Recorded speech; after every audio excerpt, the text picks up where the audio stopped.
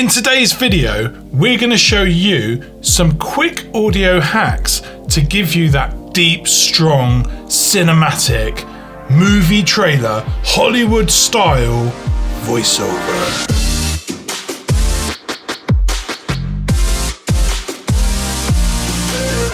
So I have to say, the last video was a screaming success. No, I'm going to say it's the best thing we've ever made, that trailer. No, I don't. I mean, for those of you that missed it, this is what it was like.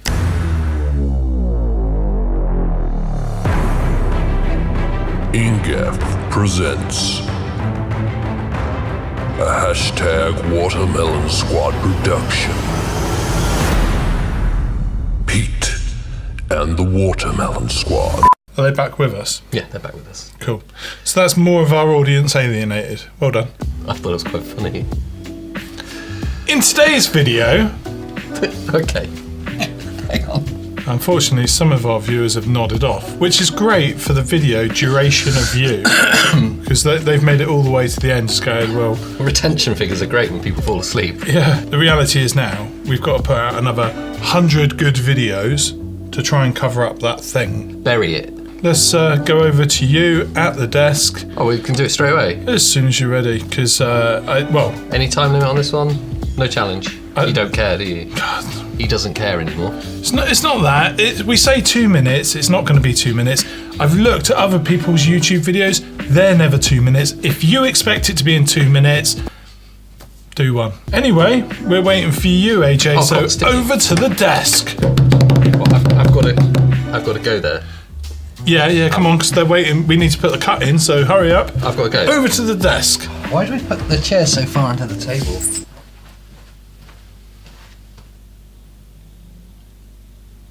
Shall I start yet? They're waiting. Oh, okay. They're still waiting. Yeah. I forgot to turn my computer on. Was that the start-up sound? Yeah. Okay, so if you're ready, I'm ready now. They're still. Do you want They're waiting. So to make sure we don't waste any more of your time, let's jump straight into an open project and get going. But before we do get going, I just want to take a second to appreciate Pete's giant face and how a face so large has spawned such an important movement as the Watermelon Squad. I mean, look at it. The thing of beauty. We have a bit of a dummy project here. All I've got inside of it is my voiceover and the cut trailer. That's just so we've got something to look at. Basically, it's just so we've got Pete's face to look at as we scrub through and laugh at, mainly, because, I mean, look at that.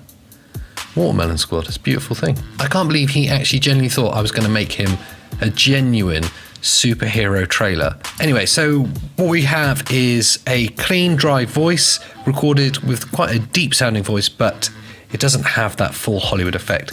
There's going to be a lot of steps to this process to get that huge Hollywood sound. But if you just follow my steps, you'll be most of the way there. As with all these things, I'm going to be working inside the audio track mixer. This is purely because it's a more efficient way of working with audio. It's better for your computer, as in your processor will have an easier time of doing it. And it's just generally a nicer, quicker way of editing. All of the effects I'm putting on, you can place on clips themselves instead. But bear in mind, if you have multiple cuts, you're going to have to do that process multiple times for each cut, which means there's more effects processes that your computer's having to deal with, and also there's just more clicks that you have to do with your mouse, which just means you're a bit slower. Working in the track mixer means I can place the effect on track 1, and then every clip that sits inside track 1 will have those effects placed upon them. So let's get our track mixer open. If it's not in front of you, click Window, Audio Track Mixer. So let's get our effects and sends menu open by clicking this arrow. We have all these drop-down menus. The first effect we're going to be placing on here is a limiter to make sure the project doesn't distort at all. Anyone that's seen any of my previous tutorials will know that this is my #1 quick and dirty audio hack for working quickly. So let's drop down on the master channel, amplitude and compression, hard limiter. Double click that to open up and make sure it's set to -0.1. we want to place a compressor, first of all, on this voice. So we've got our track 1 here where our voice is on, audio 1. We're going to click on the first drop-down menu. We're going to go to amplitude and compression and single band compressor. We'll double-click on that to open up the parameters. Now, I know this recording quite well, so I know where it's peaking, but this will be slightly different for every recording. I've got quite a hot recording, as in it's quite loud. Yours might be a little bit quieter, which means you might have to set your threshold a little bit lower. But I'm just going to set mine at -10. The ratio, which is how much it gets compressed, I'm going to set to 5:1. I'm going to slow down the attack a little and also slow down the release, which just means it's going to affect more of the bottom end of my voice as the compressor will be working for longer. And then the output gain, I'm going to set to around +5. Let's hear it. I'll switch it off and let's hear it before. A head so large it dwarfed all others. And after. Its powers drawn from the nectar of the watermelon. It's a subtle change, but it's an important one. It brings the voice a little bit closer as the dynamic range is reduced and makes it a little bit louder consistently throughout the recording. As with all of these effects, the key is to be subtle. So with every parameter, make small changes and it will sound more natural. You'll get a better end result. Next is my favorite effect, and that is the pitch shifting. This is going to bring my voice down from this tone and its mass to closer to that lower, huge Hollywood trailer sound. So let's click this drop-down menu and we're going to go to time and pitch shifter. Again, double click on it to open up the parameters. Make sure high precision is ticked. It's kind of self-explanatory, but it just means it works to a higher quality. And here, semitones, I'm going to go to -2. Again, it's a subtle change, but the effect will be dramatic. So let's hear before. So large After. it creates its own gravity. Ingef presents a #watermelon squad. So already it sounds pretty incredible. And it's a drastic change. You can obviously drop this down lower. If I went to -5, it will sound ridiculous because it would be so low, which kind of goes back to that point of making subtle changes rather than drastic ones. This is what it sounds like at -5. A production. Pete and the Watermelon Squad. And you start to hear artifacting as we're affecting that audio too much. It starts to sound really artificial. -2 is drastic enough for this. Next up is a bit of EQ. And obviously with all audio, you're going to be EQing it slightly, both to amplify any of the bits you want turned up, but also to diminish any of the noise or the less desirable sounds in your recording. So let's go to filter and EQ, parametric equalizer. Again, let's double click on that to open up the parameters. First thing I always do with voice is put a high pass filter on. So follow those steps, and literally at 40 Hertz is perfect. There is no detail in the human voice in this frequency range, this super low part. All that's there is unwanted noise, usually plosives when you say P's and B's into a microphone. This will help minimize those. Now what I'm going to do is play the recording whilst I affect some of these parameters so you can hear the changes in real time. In a time where only one head could save us. A head so large it dwarfed all others. Its powers drawn from the nectar of the watermelon. And its mass so large it creates its own gravity. Ingef presents a #watermelon squad production. Pete So let's hear it before. and the Watermelon Squad, with lines such as, Again, it's a subtle change. You don't want drastic changes. You just want subtle and effective. And to me, that sounds pretty good. Next up is to add some real effects to this now to make it sound a little bit more dramatic and to make the voice sound like it's in a big space. To do that, we're going to use a delay and a reverb. And we're going to use an interesting trick for these, and it's called send effects. Essentially, all that does is creates a whole channel all of its own just for that effect, which you can turn up independently all on its own. So we'll have a delay channel that I can turn up and down on its own. So on our track here, we're going to go to the first drop-down menu under this line. If you see that thin black line, click there, create stereo submix. And this will create a whole new channel on its own, submix 1, which we're going to call delay. If we go back to track 1, we've got this volume dial here that's come up. And this represents how much of this track we're going to send to the delay track. Now I'm just going to arbitrarily turn this up to around -14, let's say. Now we're going to go over to our delay channel and put a delay on it. So click the first drop down menu, delay and EQ, analog delay. Now let's click on this. I want this to be 100% wet because it is just the delay channel. And now I'm just going to pop in some parameters that I know will work for this, but for your project it will obviously be different. So press play, listen by ear and start playing with these parameters to see what the timing of the delay is for yours that works. Now that's on there. Let's press play and hear how it sounds. In a time where only one head could save us. So I can tell you straight away that that delay is too loud, but because we've used a send effect, we have its own volume dial just for the delay, so I can turn this down independently. So I'm going to do that whilst I press play to the track so you can hear that change happen.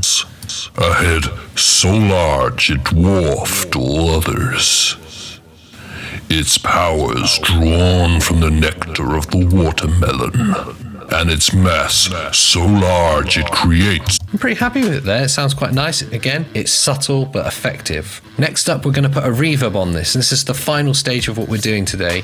And we're going to work in exactly the same way as we did for the delay with the send effect. So underneath delay, we've got another slot that we can use. Let's click that. Create stereo submix. It's created a whole new channel again.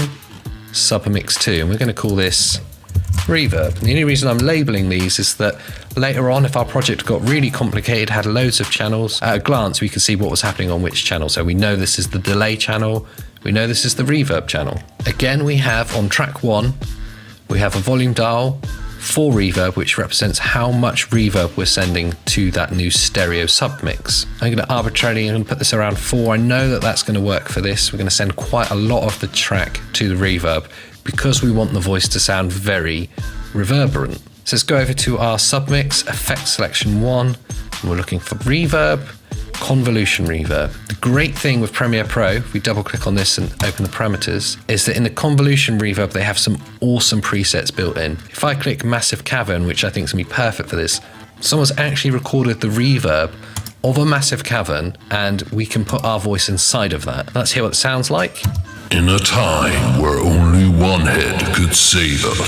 I can hear that's probably a little bit too loud, but because we've made this submix, we have a volume dial just for the reverb, so I can dial that back and get a better mix. So let's press play and do that in real time. A head so large it dwarfed all others. Its powers drawn from the nectar of the watermelon, and its mass so large it creates its own gravity. Ingef presents a hashtag Watermelon Squad production. Pete and the Watermelon Squad, with lines such as... And there we have it. Those are the simple steps I take to get that huge Hollywood sound on my voice. This is far from finished, I know. There's still the mix of the effects and the music to do.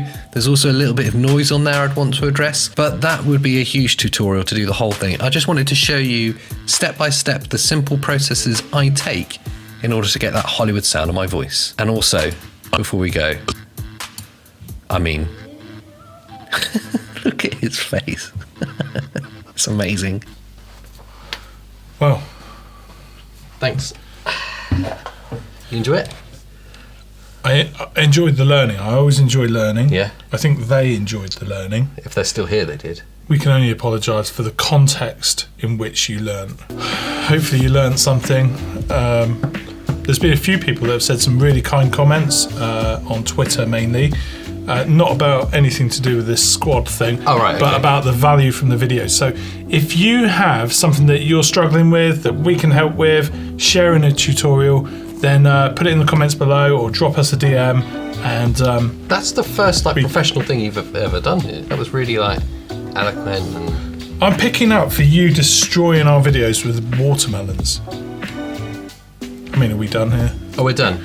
Yeah, so join the Watermelon Squad, comment below. Tutorial stuff before Watermelon Squad, right? So if you need any help, DM us, put it in the comments below, and we'll Hashtag Watermelon Squad. Oh, you want to do that as well? So That's been my tutorial on how to make you sound like a hashtag Watermelon Squad. Pete, every time you do that, it sets off that sound. The wink alarm. I'm just waiting for it. They're waiting for it. The wink. Yeah, go on. So, that's been my 2-minute tutorial on how to make yourself sound more Hollywood. Thanks for watching, and I'll see you next time. I did it. All the sounds. that was a good ending. I liked the pop thing.